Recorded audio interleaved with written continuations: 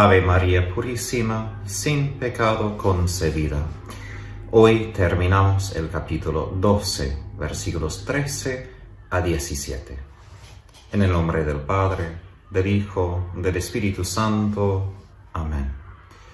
Señor Jesús, ilumínanos con tu gracia, enciende en nuestros corazones el fuego de tu amor, ayúdanos a recibir, a guardar y comprender tu palabra, para que, según el ejemplo de la Virgen María, podemos dar fruto en abundancia y así estar preparados para tu segunda venida.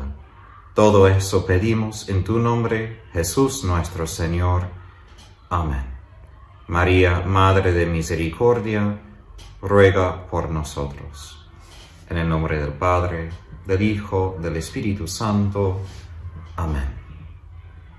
Voy a leer como normal y después paso de vuelta a hacer el comentario. Cuando el dragón vio que había sido arrojado a la tierra, persiguió a la mujer que había dado a luz al hijo varón. Pero se le dieron a la mujer las dos alas del águila, grande para volar al desierto, a su lugar, lejos del dragón, donde tiene que ser alimentada un tiempo y tiempos y medio tiempo. Entonces el dragón vomitó de sus fauces como un río de agua detrás de la mujer para arrastrarla con su corriente. Pero la tierra vino en auxilio de la mujer, abrió la tierra su boca y tragó el río vomitado de las fauces del dragón. Entonces, enfurecido contra la mujer, se fue a hacer la guerra al resto de sus hijos, los que guardan los mandamientos de Dios y mantienen el testimonio de Jesús. Esta parte, la última parte de la visión, explica el versículo 6, es decir, la huida de la mujer al desierto, donde ella recibe la protección y el cuidado de Dios. Esto a la luz de lo que habíamos escuchado sobre la derrota del dragón en el cielo y su furia contra los discípulos de Jesús en la tierra. Ahora, vemos que el dragón, aun si sea muy potente, parece al menos muy potente comparado con una mujer dando a luz, no está en control de su propio destino. De hecho, sabemos que aun en los exorcismos, todo lo que hace el demonio está bajo lo que Dios manda o permite. Todo lo que Satanás hace o no hace es según el plan de Dios. No quiere decir que Dios quiere el pecado del demonio, sino que todo lo que hace o no hace el demonio ya es parte de su plan. Y Él no determina lo que al fin de cuentas pasará, sino Dios. Y Dios, como dice el Catecismo, utiliza a unas fuerzas enemigas para cumplir su plan, para desarrollar su providencia sobre nosotros y llevarnos a la salvación. Entonces es otro recordatorio aquí que al fin de cuentas el trono de Dios es sólido y Satanás no puede tener victoria sobre Dios, sobre Jesucristo y sobre la Iglesia. Por eso tenemos la confianza que el control no queda en las manos del dragón. Ahora, el dragón vio que había perdido su puesto y que había sido arrojado a la tierra. Ahora persigue a la mujer. Es decir, que no simplemente que sigue a la mujer como buscándola, pero persigue en el sentido de perseguir, como persecución. Es obvio que Satanás quiere dañar a la mujer y particularmente a los hijos de la mujer, a los discípulos de Jesús. Esta es la misma mujer del versículo 5 quien había dado luz al Mesías, pero su identidad ahora más es como símbolo de todo el pueblo de Dios, porque no sabemos de ninguna persecución de la Virgen María, y el versículo 17 describe sus hijos como nosotros, los cristianos. Ahora, esta misma mujer representa Israel antes del nacimiento de Jesús y también Israel después de su ascensión al cielo. Eso, el antiguo Israel, el nuevo Israel, y el nuevo Israel es la continuación del antiguo Israel y es la iglesia. Es decir, que Juan ve Israel y la iglesia como en su esencia identificada, ¿no? Una misma cosa. La mujer recibió 2 alas de un águila grande. Eso recuerda la liberación de los hebreos de Egipto, que enfatiza que es una iniciativa divina y él utiliza medios divinos, que no fue por mano humana ni invención humana que los hebreos salieron de Egipto. Y también cumple la promesa de Isaías de que los que esperan en el Señor y esperan que los que están en exilio van a volver, van a volar como sobre alas de águila. Entonces aquí vemos otra vez esa referencia al Antiguo Testamento, como nosotros estamos cumpliendo un nuevo éxodo hacia la tierra prometida, hacia el santuario de Dios en el cielo. Ahora, el desierto, mencionado en el versículo 6, es el lugar privilegiado de la protección y la provisión de Dios, donde Él se cuida de su pueblo, alimentándonos, cuidándonos de los peligros. Particularmente la iglesia recibe la protección de Dios contra la serpiente. Está fuera del alcance de esta serpiente. Ahora, ese cuidado divino dura por 1 año, 2 años y medio año. Es decir, la misma cantidad de tiempo identificado cuando los gentiles van a pisotear el corte exterior del templo. Y también misma cantidad de tiempo del testimonio de la iglesia, los dos en capítulo 11. También la misma cantidad de tiempo de la opresión del pueblo de Dios en Daniel 7 y 12. Ese periodo indicado anteriormente como días, meses, ahora años, refiere a toda la duración de la peregrinación del pueblo de Dios en la tierra. Es decir, el desierto, en el sentido que no estamos ya en hogar, no estamos ya en paraíso, en el jardín, estamos todavía en ese éxodo entre lo que habíamos dejado en Egipto, en el mundo, el pecado, y lo que hay que llegar en entrar a la tierra prometida en el cielo. Ahora, aunque la iglesia recibe protección espiritual contra la serpiente, es obvio que la serpiente nunca deja de intentar dañar a la iglesia, a la mujer. Envía ese torrente de agua de su boca con la intención de arrastrarla. Esa imagen es un eco de lo que David describe en sus salmos, particularmente Salmo 69, 144 y Salmo 18. Es decir, es un diluvio del mal, particularmente un diluvio de mentiras, ¿no? De calumnias, de detracción.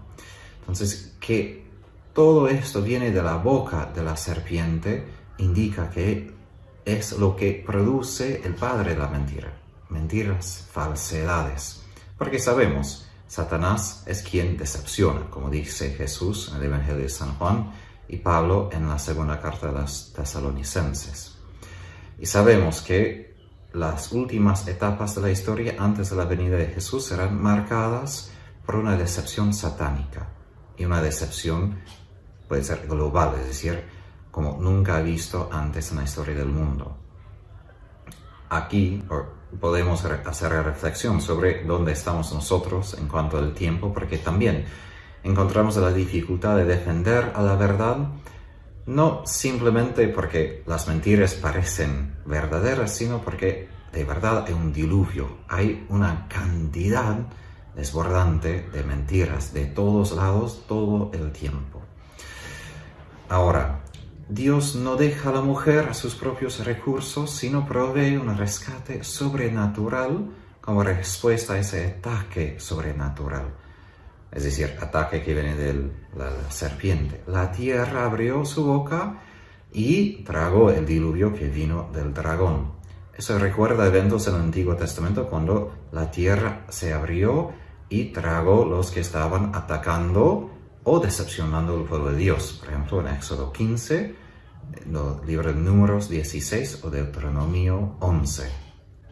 Aquí da una imagen gráfica para entender que aun si Satanás envía toda la fuerza de sus mentiras contra la iglesia, Dios siempre va a venir a ayudar a la iglesia y protegerla, como ha prometido Jesús a Pedro en Mateo 16, que las puertas del infierno no prevalecerán contra su iglesia. Eso no significa que la iglesia no va a pasar por pruebas muy severas y que va a parecer que su futuro está en juego, que no es posible que va a seguir existiendo.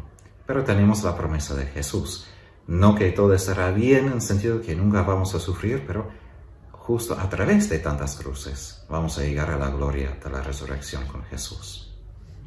Ahora, el dragón, habiendo no tenido éxito, habiendo sido derrotado aún en intentar destruir el hijo de la mujer, el Mesías, ahora expresa su enojo contra la mujer, contra la iglesia, en batallar contra sus otros hijos, es decir, los otros discípulos. Ahora, lo que distingue a los que siguen a Jesús es su obediencia a los mandamientos de Dios y su testimonio a los demás. Guardan los mandamientos de Dios y dan testimonio en Jesús. No es que han recibido bautismo, no es que van cada domingo a la misa, no es su ortodoxia, es decir, la rectitud de su fe libre de herejía. Todo eso es importante, pero más que todo, los que son miembros vivos de Jesús, de su iglesia, son los que obedecen su voluntad y los que dan testimonio de él. Como Jesús mismo dice en la última cena, los que me aman, me obedecerán mis mandamientos. Ahora, al fin de ese capítulo escuchamos que el dragón tomó su posición entre el mar y la tierra. Y de ahí va a convocar las fuerzas del mal para batallar contra la mujer, contra la iglesia y sus miembros, sus hijos, contra nosotros. Ahora, en general, nosotros pensamos en María cuando leemos ese capítulo. Pero como he dicho, la mujer capta a Israel y la Virgen María y la iglesia. Y ahora podemos pensar cómo María es la madre de la iglesia. Ahí vemos más claramente la conexión entre la Virgen y la iglesia. Ella es madre de todos los cristianos por tres razones. Primero, porque ella es madre de Jesús, el Verbo encarnado. Es decir, ella es quien dio la naturaleza humana al Verbo divino. Y así lo hizo nuevo Adán. Y a través de él todos tenemos un nuevo nacimiento. Es decir, si alguien está en Cristo, esa persona tiene que tener un vínculo con la Virgen, porque Cristo nació de la Virgen María. Segundo, los cristianos habían aplicado, como Juan Pablo II nos animó a hacer, las palabras de Jesús antes de morir en Calvario. He aquí a tu madre.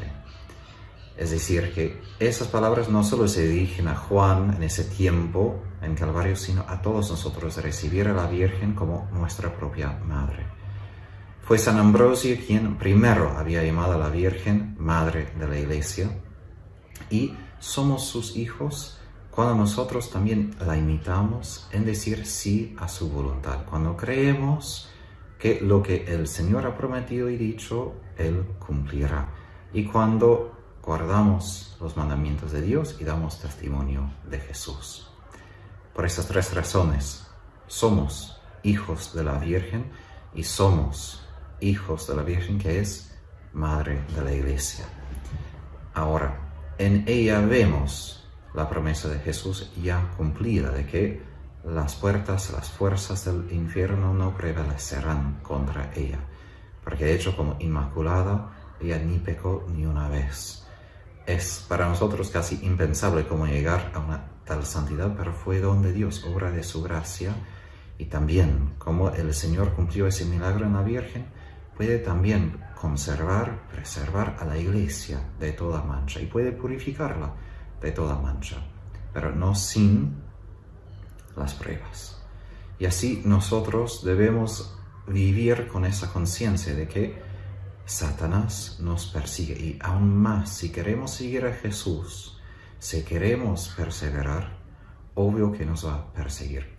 No quiere decir que debemos andar con miedo donde quiera, que debemos ver a Satanás por todos lados, pero tampoco debemos ser ingenuos de que sí, Satanás tiene furia contra cualquier persona en estado de gracia, cualquier persona que quiere seguir a Jesús.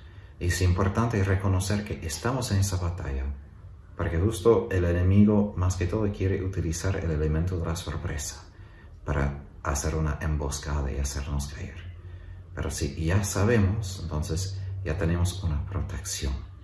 Y así mi Padre Espiritual me enseñó que debemos siempre tener un ojo puesto en Dios y un ojo puesto en Satanás. No para enfocarnos en Satanás, pero para darnos cuenta, siempre está haciendo trucos, siempre está poniendo trampas. Y el momento que perdemos él de la vista, entonces él va a poner algo en nuestro camino. Nuestra parte es ser prudentes, pero enfocarnos en Dios, quien nos protege, nos cuida en los momentos difíciles, situaciones imposibles, como él hacía con los hebreos, con los israelitas en el desierto. Pidamos a la Virgen María esa fidelidad a Jesús que derrota a Satanás, para que también nosotros participemos de la victoria final de Jesús y vivamos con él en el cielo. Por la intercesión de la Virgen María, que Dios les bendiga y guarde, en el nombre del Padre, del Hijo, del Espíritu Santo.